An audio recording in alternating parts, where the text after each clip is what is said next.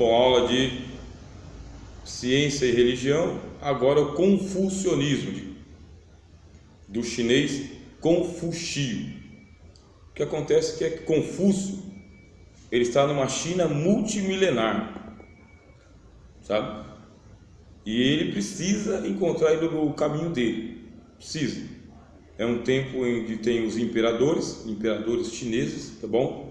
E esses imperadores, eles valorizam os professores têm grande prestígio na China, são os grandes mestres. O imperador, ele se curva, hipoteticamente, né? Figurativamente, né? Não é que ele se curva, que se inclina, mas ele presta atenção no mestre, porque o imperador tem que ser o mestre também, e acaba sendo uma espécie de primeiro conselheiro do império. E o Confúcio, ele consegue esse tipo de prestígio, ele se torna um grande mestre, mas ele não se tornou um grande mestre do dia para a noite, ele foi muito rejeitado, aceito mesmo. Deus abençoe. Sem café a gente não é nem brasileiro. Sem café eu nem sou. Tirou do Nirvana. Não pode o quê? Sem café eu nem sou. Deus abençoe. Tirou do Nirvana. Então vamos lá. O princípio absoluto não é uma entidade divina. Tem um Deus no confucionismo? Não, mas tem um princípio, tá? Esse princípio absoluto, que a gente chama aí de Yin Yang. Yin Yang, que é o equilíbrio entre o bem e o mal. Mas o bem e o mal existe proporcional, bom? Mas ele é absoluto. O Dao é imanente. Aí a palavra Dao aí, tá, vai ocupar o lugar do Deus. Então, em vez de ser Deus, é o Dao. Só que não é um Deus. O Dao não é um Deus, tá? O Dao é imanente. É aquilo de onde tudo se origina e que transcende qualquer condição humana, como os desejos, sentimentos e subjetividade. O que é um Dao imanente? É uma realidade que está dentro do nosso mundo. Isso é imanente. Tudo que você precisa saber. O céu legisla, mas o céu legisla para a terra. O céu é o legislativo, a terra é o executivo. Só que numa harmonia, tá? Céu e terra é harmônico. Não tem nenhum conflito aqui. Fica tranquilo. Você está no mundo equilibrado. Está equilibrado. Só que é o seguinte, o que faz o céu? O céu faz o Dao descer. Ele é imanente, vai chegar até você. O que você tem que saber vai chegar até você. O céu vai trazer para você. Você não precisa correr atrás desesperado, porque tudo que você está vivendo no seu contexto é aquilo que o Dao já providenciou para você. Só que ele não providenciou de uma maneira assim consciente, igual o Deus cristão, o Deus de Abraão. O Deus de Abraão é Jeová Jireh. Deus proverá para si o cordeiro. Não é Jeová Jireh, o Deus pessoal.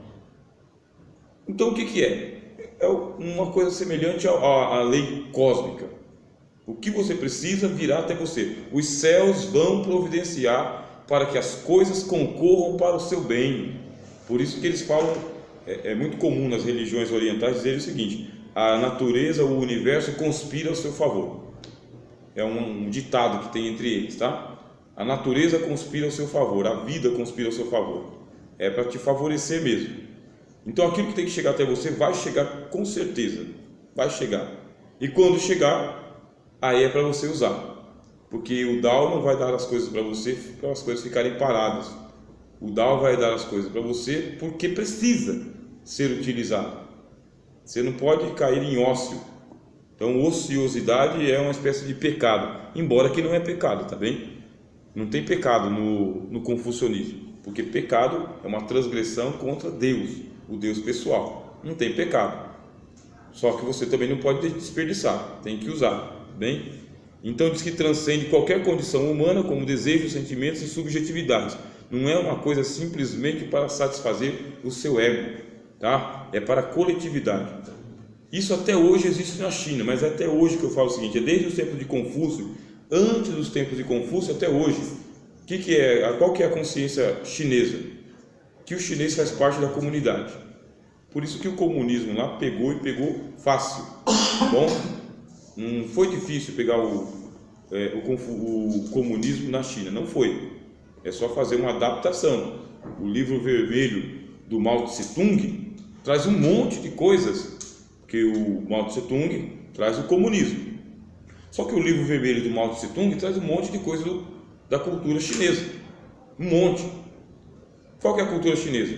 Que você vive para o coletivo, para a comunidade. Você é chinês a partir do momento em que você está na China. Pisou o pé na China, você é chinês. Ah, mas eu vim do Japão, você é chinês.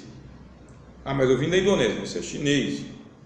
Mas eu sou brasileiro, não é mais brasileiro, você é chinês. A China se apropria de você. O que é diferente da cultura judaica, por exemplo.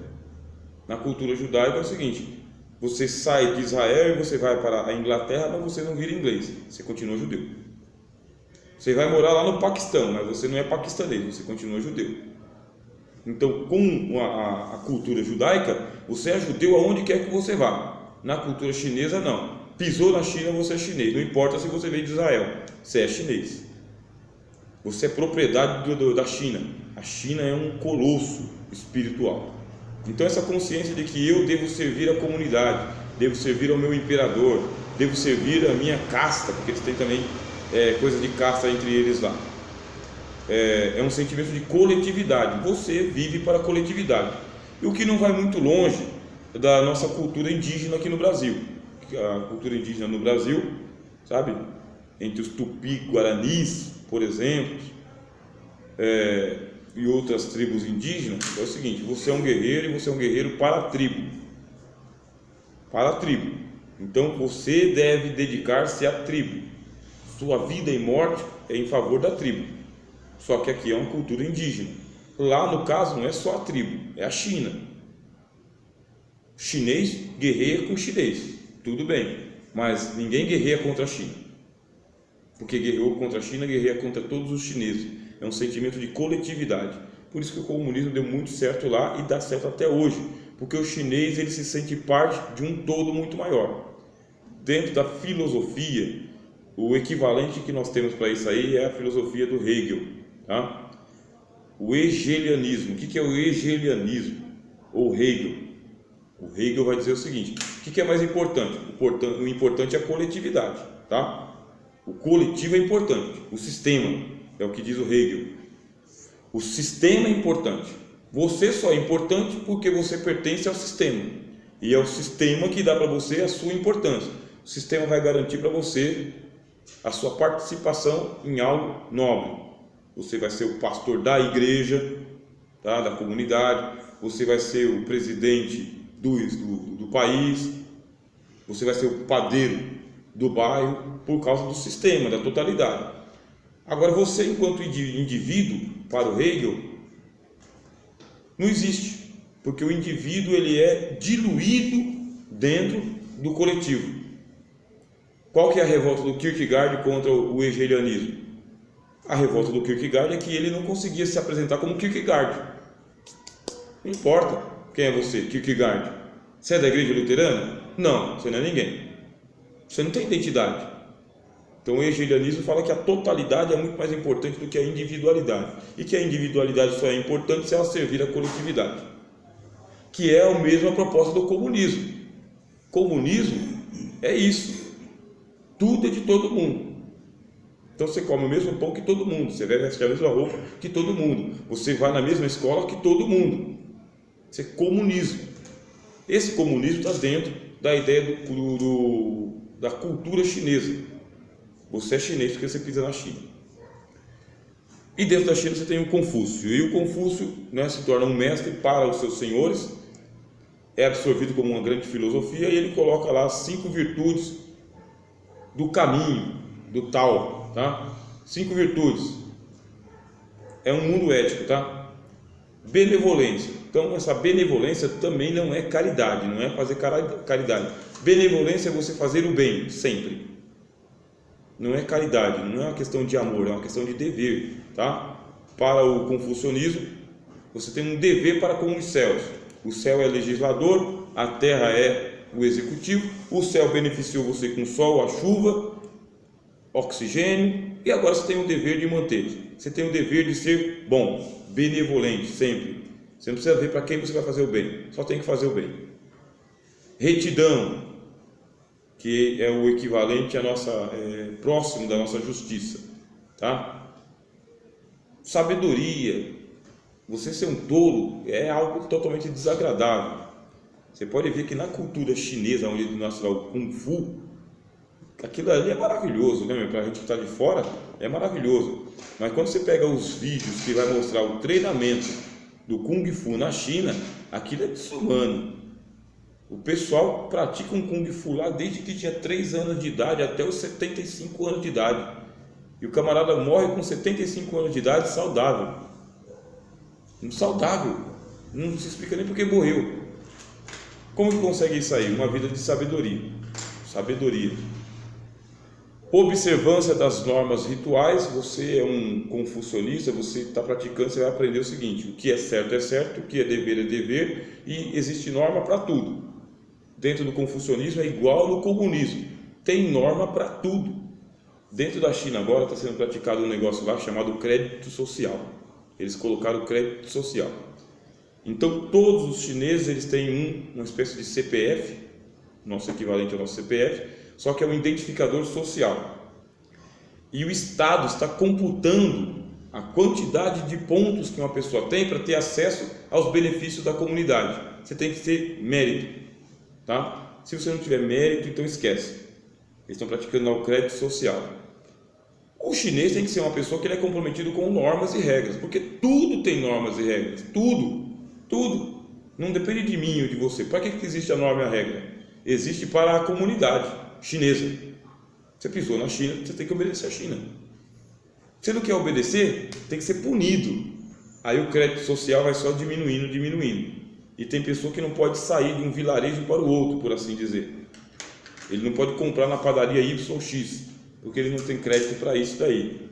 Está sendo impedido de ir e vir, porque tem norma para tudo dentro da China. Ainda mais com o sistema de identificação, aí já é ciência pura, né?